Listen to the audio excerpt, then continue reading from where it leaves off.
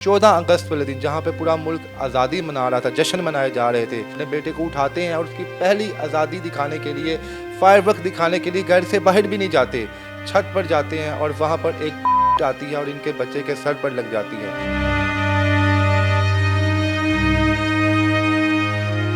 2 दिन वो बच्चा फाइट करता है लेकिन बिल आखिर वो अल्लाह के यहाँ पहुँच जाता है। 14 अगस्त के ऊपर जो है वो लोग बाहर निकलते हैं घरों से खुशी वगैरह मनाने के लिए। मैं ऊपर खड़ा था तो मैं बस यही नोट कर रहा था कि अगर ऐसी कोई चीज़ हमारे करीब से शुरू होती है तो हमने फ़ौरन नीचे आना है। रयान जो है वो मेरी गोद में ही था और जैसे ही 12:05 का ये वाक़या है तो 12:05 के ऊपर आके जब पुलिस को जैसे ही हिट की तो उसने एक दफ़ा जोर का झटका लिया।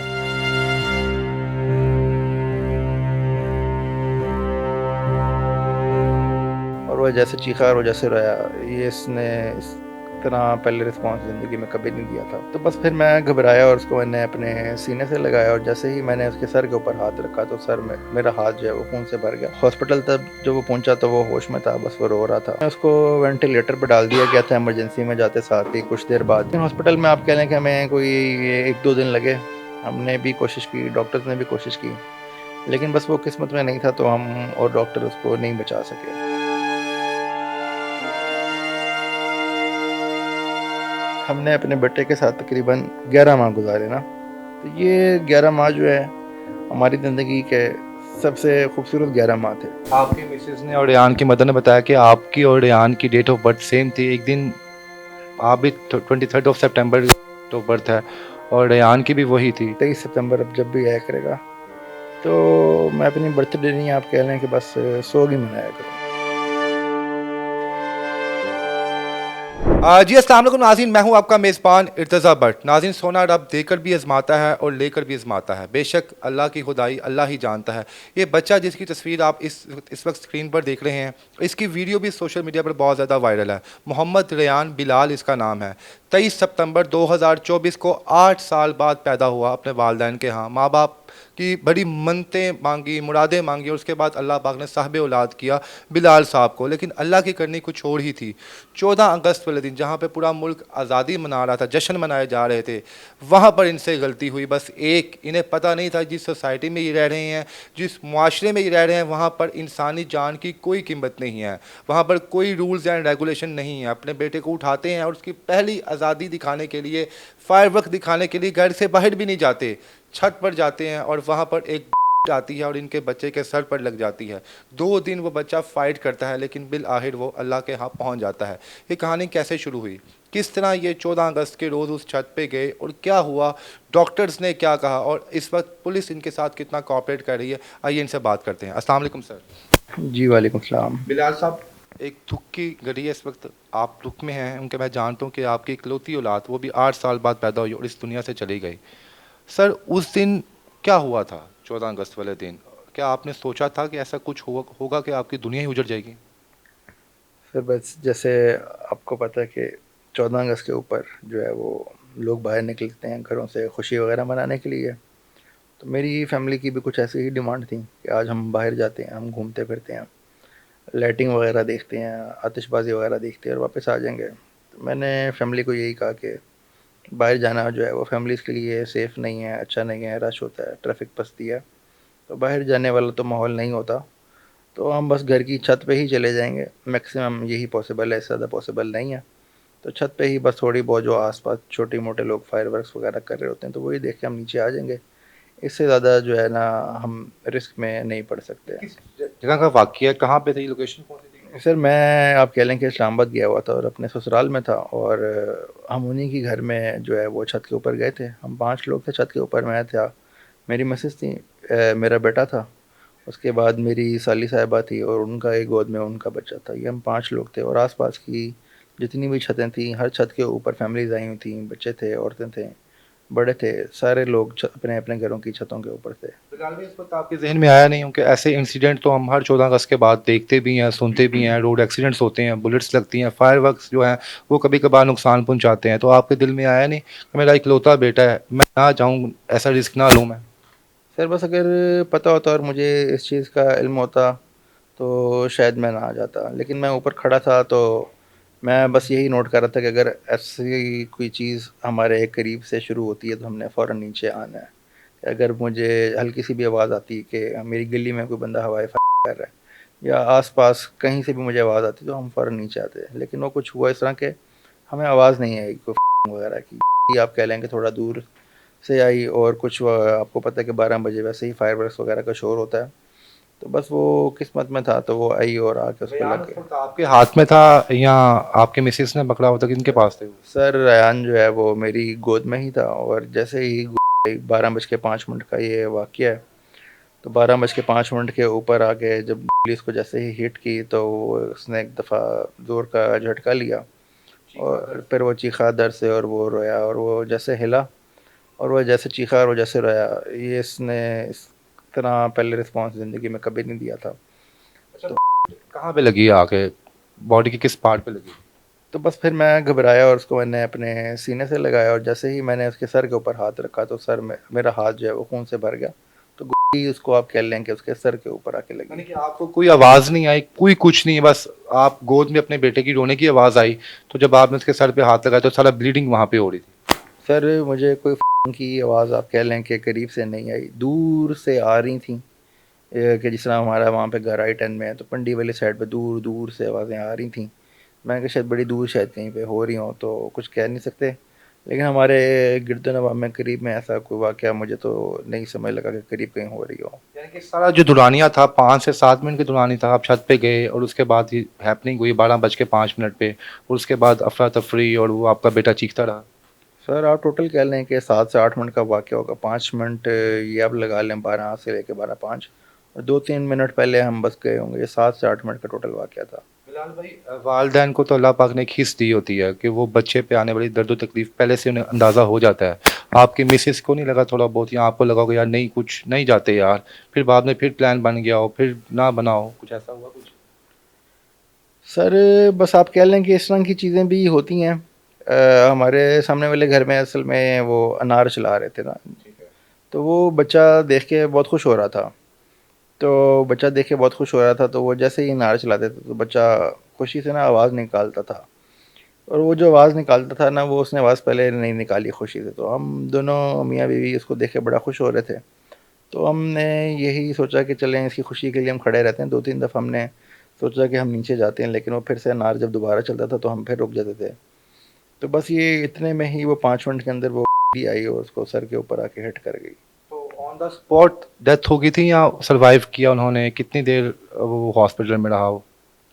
سر آپ کہہ لیں کہ جیسے ہی اس کو لگی تو بلیڈنگ بہت زیادہ شروع ہو گئی. میں اس کو فوراً سے پہلے گھر سے نکلا اور اسلام آباد شفا انٹرنیشنل ہاسپٹل پہنچا, اور جانے میں آپ کہہ لیں کہ مجھے 10 سے 15 منٹ لگے ہوں گے. جتنی جلدی میں جا سکتا تھا میں گیا, اور ہاسپٹل تک جب وہ پہنچا تو وہ ہوش میں تھا, بس وہ رو رہا تھا.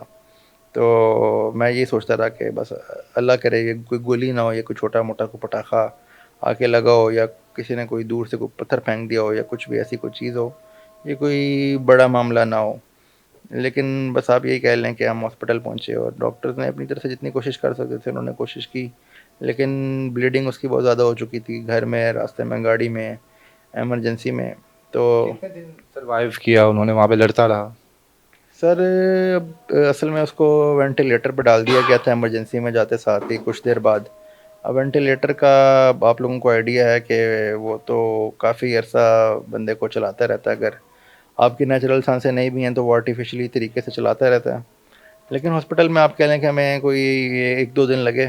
ہم نے بھی کوشش کی, ڈاکٹرز نے بھی کوشش کی, لیکن بس وہ قسمت میں نہیں تھا, تو ہم اور ڈاکٹر اس کو نہیں بچا سکے. بلال بھائی, اولاد تو آپ کے جتنے مرضی بچے ہوں سب ایکول ہوتے ہیں, لیکن آپ کی ایک ہی اولاد تھی, وہ بھی اللہ نے 8 سال بعد دی. آپ کی آنکھیں ابھی تک جو ہے نم ہیں آنسوؤں سے. اس وقت ہماری بہن آپ کی مسز کی کیا سچویشن جب ان کو پتہ چلا کہ ان کا لخت جگر اس دنیا سے چلا گیا؟ سر وہ سچویشن جو ہے میں آپ کو بیان نہیں کر سکتا. کہ آپ کہہ لیں کہ جو ہے ہم نے اپنے بیٹے کے ساتھ تقریباً 11 ماہ گزارے نا, تو یہ 11 ماہ جو ہے ہماری زندگی کے سب سے خوبصورت 11 ماہ تھے. اور آپ کہہ لیں کہ 12:05 سے لے کے جب تک ہم نے اس کی تدفین نہیں کر دی, تو یہ جو 2 3 یا 4 دن یہ جتنے بھی تھے، یہ بھی مجھے خود نہیں یاد. یہ ہماری زندگی کا سب سے آپ کہہ لیں کہ برا وقت تھا. یہ وقت میں نہیں بھول سکوں گا. ہسبینڈ اینڈ وائف کا ایک بڑا ریلیشن ہوتا ہے آپس میں، بڑی محبت ہوتی ہے ان کے. ہم بہت سی جگہوں پہ دیکھتے ہیں کہ اولاد کی وجہ سے آپس میں لڑائیاں جھگڑے بھی ہوتے ہیں، اور 8 سال آپ نے اپنی وائف کے ساتھ پیار محبت سے گزارا، اس کے بعد اولاد دی اللہ نے جب آپ کو دی، تو اب سچویشن اولاد بھی نہیں ہے، رشتہ دار لوگ آپس میں کچھ تلخ کلامی ہوئی مسز کے ساتھ ان 8 سالوں میں؟ سر دیکھیں، اب جس کنڈیشن میں میں نے اپنی مسز کا ساتھ دینا ہے، مسز نے میرا ساتھ دینا ہے، ہم نے ایک دوسرے کا ساتھ دینا ہے اور لے کے چلنا ہے، تو تلخ کلامی کا تو سوال ہی پیدا نہیں ہوتا. ہم نے ایک بڑا اچھا وقت اپنے بچے کے ساتھ گزارا، اللہ نے ہمیں رحمت دی. اللہ سے ہم دعا کرتے ہیں کہ اللہ ہمیں وہ پھر سے رحمت دے. انسان ہر کسی سے کچھ نہ کچھ سیکھتا ہے، عمر میٹر نہیں کرتی. ان 11 ماہ میں آپ کا بیٹا کچھ سکھا کے گیا آپ کو؟ اس 11 ماہ میں میرا بیٹا کچھ سکھا کے گیا مجھ کو. بہت سی چیزیں اس نے مجھے سکھائیں، میں ان کو شاید بیان نہیں کر سکتا. تو بس میں یہی دعا کر سکتا ہوں کہ اولاد کا جو دکھ ہے وہ کسی ماں باپ کو نہ دے. پولیس نے کوآپریٹ کیا جب آپ نے ایف آئی آر کٹوائی؟ ابھی تک کچھ کیا جا رہا ہے آپ کا تعاون؟ سر ہم جیسے ہی ایمرجنسی میں گئے تھے تو متعلقہ تھانے کے جو ایس ایچ او صاحب ہیں وہ موقع کے اوپر آئے تھے. شریف انسان تھے.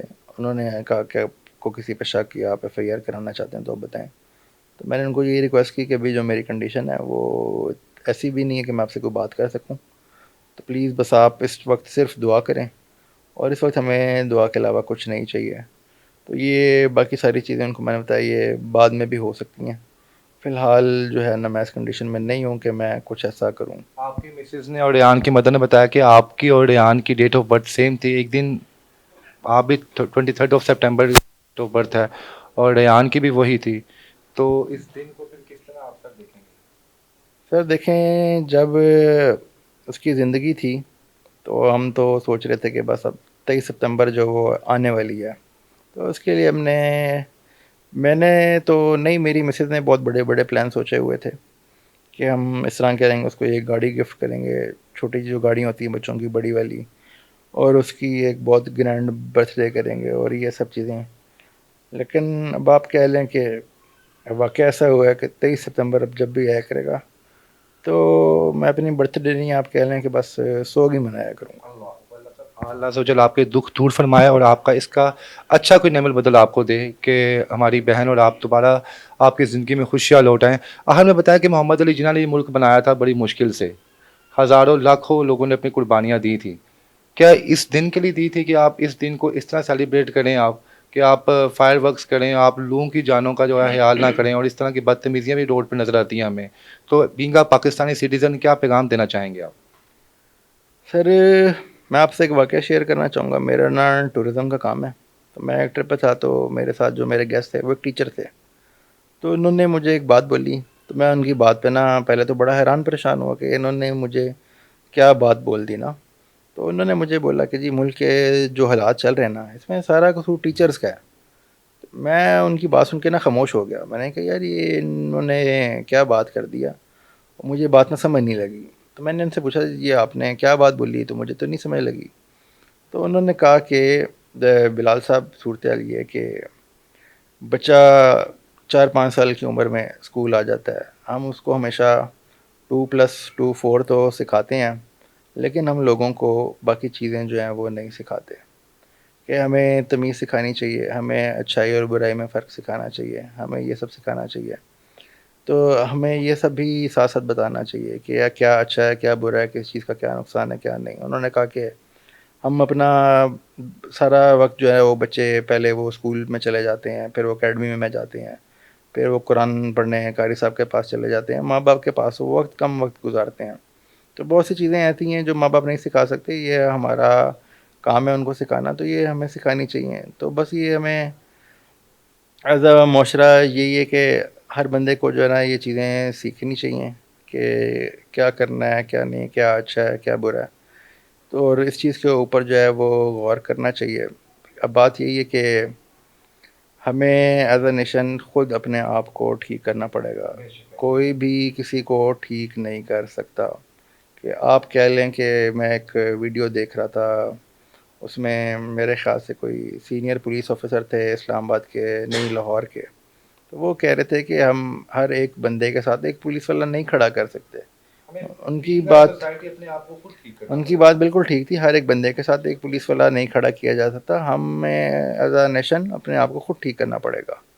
ہمیں اس چیز کو ریئلائز کرنا پڑے گا کہ جو آپ چلاتے ہیں، ہوائے جو آپ کرتے ہیں، جو اوپر جاتی ہے اس نے نیچے بھی آنا ہے. لوگ یہ سوچ کے چلا دیتے ہیں کہ اس نے شاید نیچے نہیں آنا اور یہ اوپر ختم ہو جائے گی، یا وہ اوپر جا کے گم ہو جاتی ہے، یا ٹھنڈی ہو کے وہ پگھل جاتی ہے، یا جو کچھ بھی ہے. ایسا نہیں ہے. جو آپ نے چلا دی ہے، ایک چلائی ہے یا 10 چلائی ہیں 100، ایک ایک واپس نیچے آنا ہے. جہاں پہ آ کے وہ گرے گی وہ نقصان پہنچا سکتی ہے. وہ نقصان آپ کے اپنے دوست کا، اپنے کسی رشتہ دار اور آپ کے اپنے کسی فیملی ممبر کا ہو سکتا ہے، ضروری نہیں کہ کسی باہر کا نقصان ہو. تو بس آپ لوگوں نے اس چیز کو اوائڈ کرنا ہے، آپ لوگوں نے اپنے آپ کو سمجھانا ہے، اور اس چیز کا اپنے ہوائی فائرنگ کا بالکل بائیک آؤٹ کرنا ہے.